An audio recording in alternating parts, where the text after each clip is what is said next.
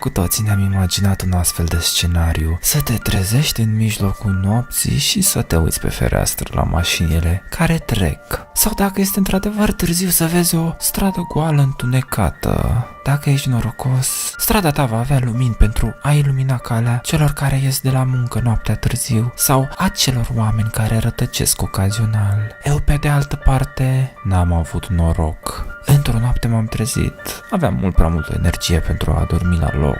M-am uitat pe fereastră și priveam strada. Îmi plăcea punctul meu de vedere, deoarece casa mea era la capătul străzii și puteam să văd toată strada de la primul etaj al meu. Mașinile care circulau niciodată nu mă deranjau, dar de data asta a fost altceva.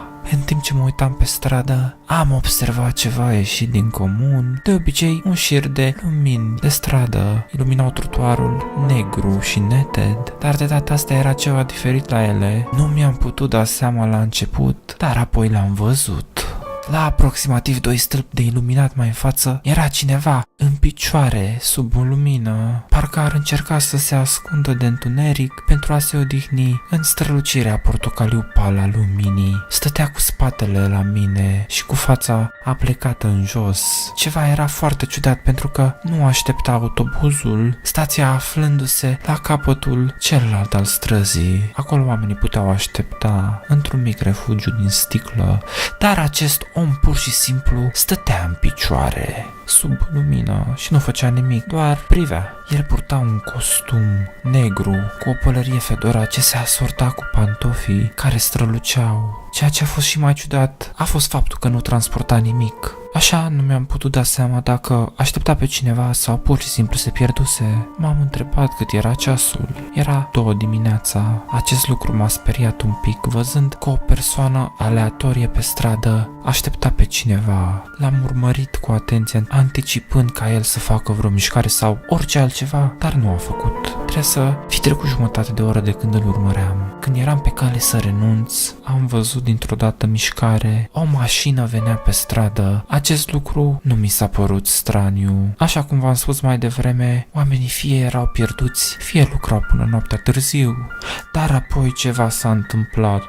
De aceea ascultați această poveste acum. Automobilul care mergea pe stradă s-a oprit fix în fața omului. Lumina farurilor era stinsă, astfel conducătorul nu ar trezi pe nimeni. O ușă s-a deschis ca omul să intre, dar înainte ca acesta să urce, s-a întors și s-a uitat direct la mine.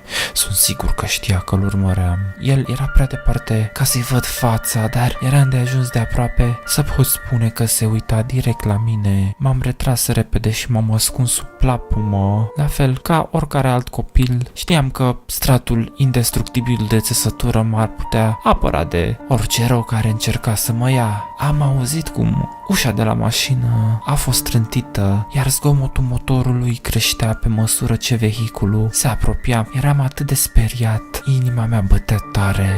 Am auzit un sunet care m-a făcut să îngheț. Chiar în fața casei mele am auzit ușa trântindu-se din nou.